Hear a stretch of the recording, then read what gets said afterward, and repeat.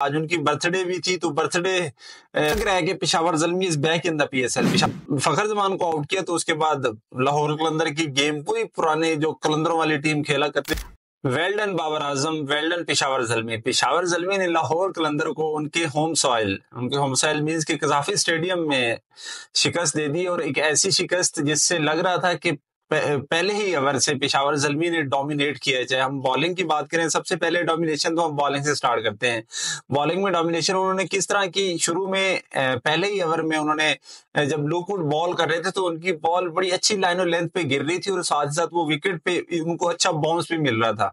उसके बाद जैसे जोसेफ है बॉलिंग पे, तो शुरू में लग ऐसे रहा था कि फखर जमान जो है वो बड़ी अटैकिंग मोड में, और फखर जमान सिंगल हैंडेडली मैच को ले जाएंगे। जैसे जोसेफ ने फखर जमान को आउट किया तो उसके बाद लाहौर कलंदर की गेम वही पुराने जो कलंदरों वाली टीम खेला करती थी, टिपिकल उस तरह की गेम सामने आने लगी।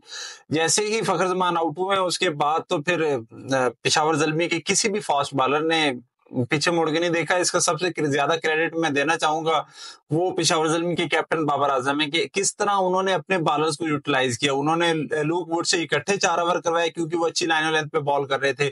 उन्होंने इसी तरह दूसरा जो लड़का है अली रजा जो कि इमर्जिंग है, उससे भी बड़ी अच्छी बॉलिंग करवाई, उनको भी यूटिलाइज अच्छे तरीके से किया क्योंकि विकेट जो है वो पेसर्स को सपोर्ट कर रही थी।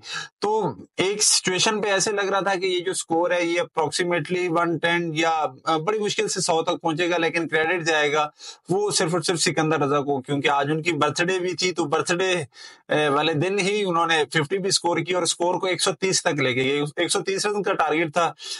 जैसे मैच स्टार्ट हुआ है, दूसरी इनिंग जैसे शुरू हुई तो ये फैंस एक्सपेक्ट कर रहे थे लाहौर में, लाहौर के जो फैंस है वो लाहौर कलंदर से बढ़ के बाबर आजम को सपोर्ट कर रहे थे। फैंस ये एक्सपेक्ट कर रहे थे कि बाबर आजम आज अपना जलवा दिखाएंगे, और बाबर आजम ने वही अपना जलवा दिखाया। वो टिपिकल कवर ड्राइव जो वो मारते हैं, जिस तरह उन्होंने शॉट्स की प्लेसमेंट की, और सबसे बड़ी बात जिसका रोना धोना सोशल मीडिया पे लगा रहता है, बार बार डिफरेंट क्रिकेट एक्सपर्ट्स इस पे डिस्कस कर रहे होते हैं कि बाबर आजम फिनिश कब करेंगे। तो बाबर आजम ने फिनिश भी किया। फिनिश मींस कि बाबर आजम 50 करने के बाद नॉट आउट गए, और उसके साथ ही साथ हुसैन तलत दोनों ने बड़ी वाइटल इनिंग खेली। दोनों ने एक अच्छी मैच विनिंग पार्टनरशिप बिल्ड की, और जिसकी वजह से लग रहा है कि Peshawar Zalmi is back in the PSL. Peshawar Zalmi जो पहले दौर की अच्छे वाली टीम हुआ करती थी, जो हर बड़ी टीम के खिलाफ मुश्किल मौके पे सबसे पहले स्टेज पे आके, बड़ी स्टेज पे आके सबसे अच्छा परफॉर्म करती थी।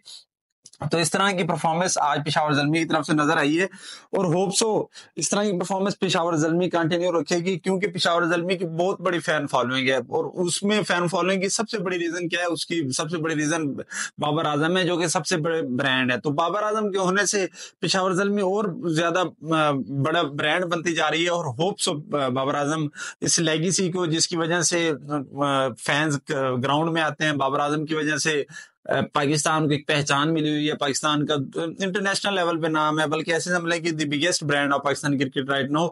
अगर बाबर आजम पहली 2-3 बुरी इनिंग्स के बाद जिस तरह उन्होंने आज कम बैक किया और जिस तरह की इनिंग्स उन्होंने खेली है, तो लग ऐसे रहे कि बाबर आजम अब वापसी अपने फ्लो में आ गए। अगर इसी फ्लो में वापस आ गए तो ये तो कंफर्म है कि 20 ओवर तो इन्होंने वैसे ही खेल जाने हैं जब इस तरह के फ्लो में होते हैं। तो ओवरऑल आज पेशावर ज़ल्मी ने बड़ी आउटस्टैंडिंग परफॉर्मेंस थी, और लाहौर कलंदर को सीखने की जरूरत है अपनी गलतियों से मींस कि आप टिपिकल कलंदरियों वाली परफॉर्मेंस नहीं दे सकते। आगे हर बॉल पे हिट करने लग गए थे। आपने गेम को बिल्ड करना था जिस तरह सिकंदर रजा ने गेम को बिल्ड किया, थोड़ा टाइम लिया। उसके बाद जैसे उन्हें लगा कि हाँ जी स्पिनर्स के खिलाफ मैंने अटैक करना है, तो स्पिनर्स के खिलाफ उन्होंने अटैक किया। गेम बिल्ड करना, गेम अवेयरनेस बड़ी इंपॉर्टेंट है, जो कि पेशावर लाहौर कलंदर की तरफ से आज नहीं नजर आ रही थी।